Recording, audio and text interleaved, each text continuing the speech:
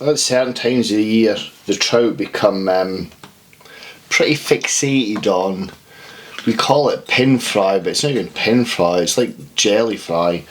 It's when the coarse fish in the UK reservoirs spawn and we get a massive explosion of these tiny fish, and it's huge amounts of protein for the still water trout, and they quickly, very quickly switch onto it.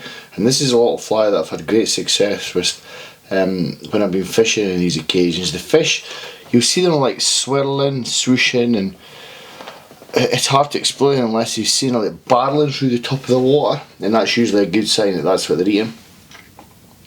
So this is a pattern, it's an old pattern now, but it's basically a pearly cruncher.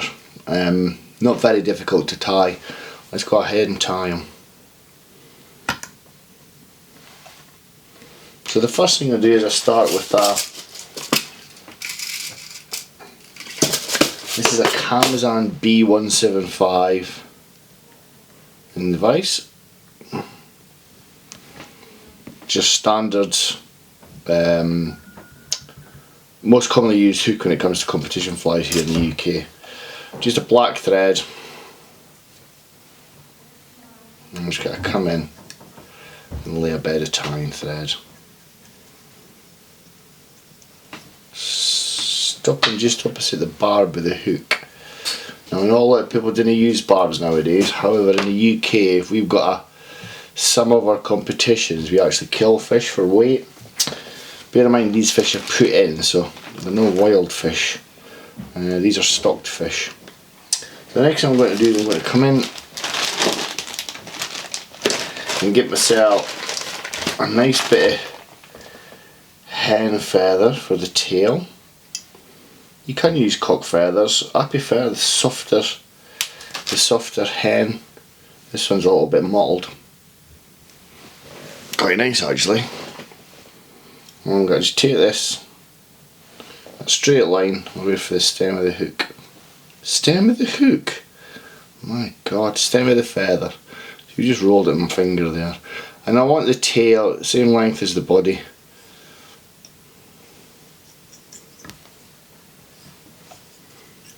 Come in and tighten that.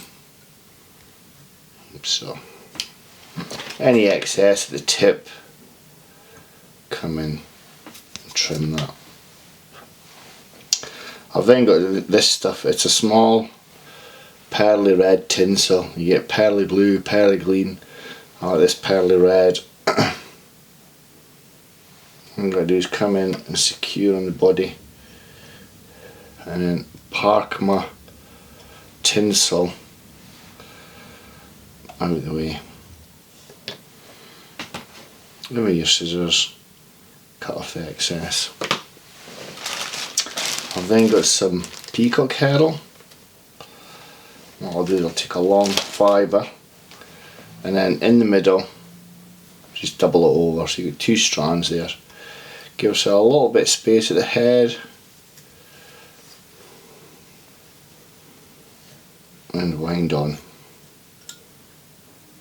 right down to the where you've tied the tail in. Like I say, this one's one for the Midlands reservoirs and it's really effective. I'm gonna say end of May into June. So just coming up, I've got these fibres doubled over here. I'm just going to keep them together and touch and turns all the way up the shank. Because we did that feather in the centre, we've tied it on with the feather in the centre, we halved it. The length in the centre, the widths will be the same.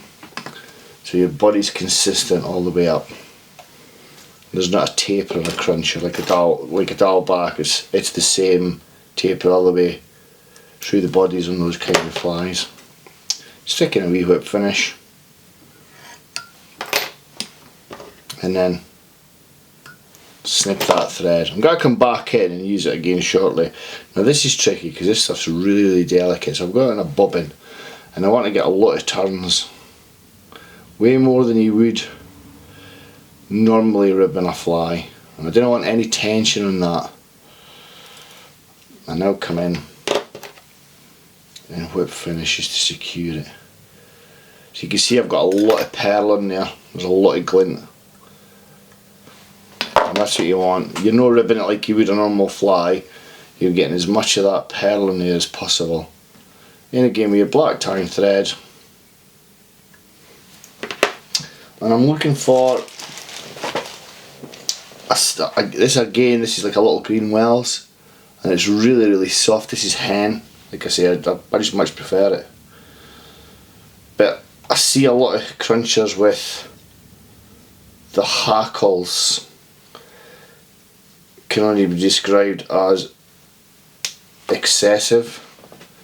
You're not looking for a big hackle on a cruncher. A little bit thicker than the body.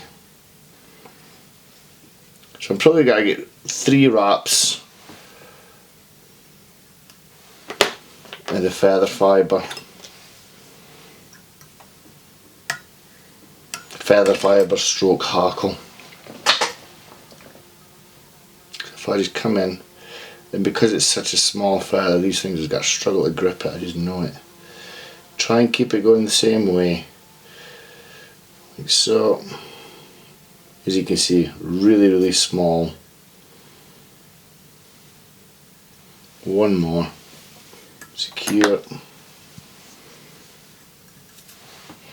And then because this is a thin tying thread, we can just pull everything back away from the eye and create quite a pronounced head. Like so. Spot on. In with my whip finishing tool, try and keep the hair a consistent shape, because after this thread's on, there's nothing there to create bulk.